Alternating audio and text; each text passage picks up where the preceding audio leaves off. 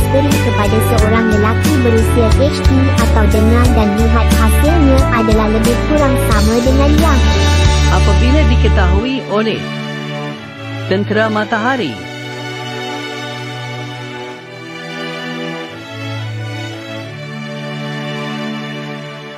Faktor punca. Just let me give you the statistic first. Yang machining pun perlu kita sediakan satu jalan. Autisma sekarang sedang mengalami peningkatan yang sangat hebat. Peningkatan berlipat-lipat boleh hidup berdikari. Sebab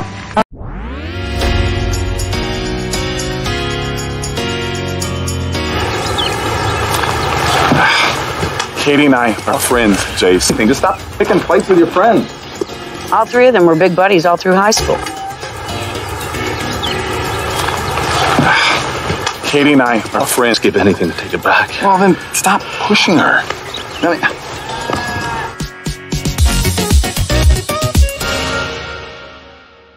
Dalam dialog minggu ini, tetapi tidak mahu lagi nyanyi kat rumah ni yang diadakan oleh Ludwig yang lalu saya terus menziarahi dan juga untuk polis yang negara mereka kekal terbela di dalam pembuatan oleh Muhammad Najib Razak, Citus Unggul Muhammad Hafiz bin Abdul Wahab, Yana Muhammad Airul Fahmi.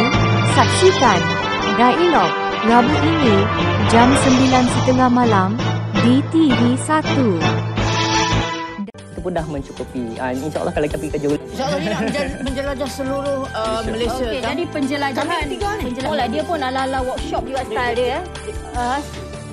Ini sebenarnya dalam rahsia. Kita akan terus war-warkan bagaimana anda nak menyertainya, tapi dalam rahsia 3K, kita nak mengetahui keadaan enjin kita.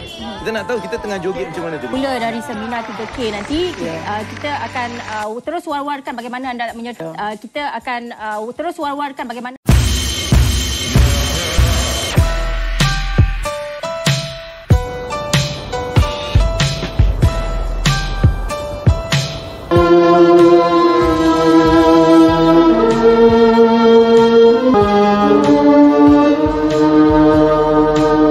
Dalam saksikan Cempak Biru Sabtu 9 malam, panggung 1 hanya di TV1.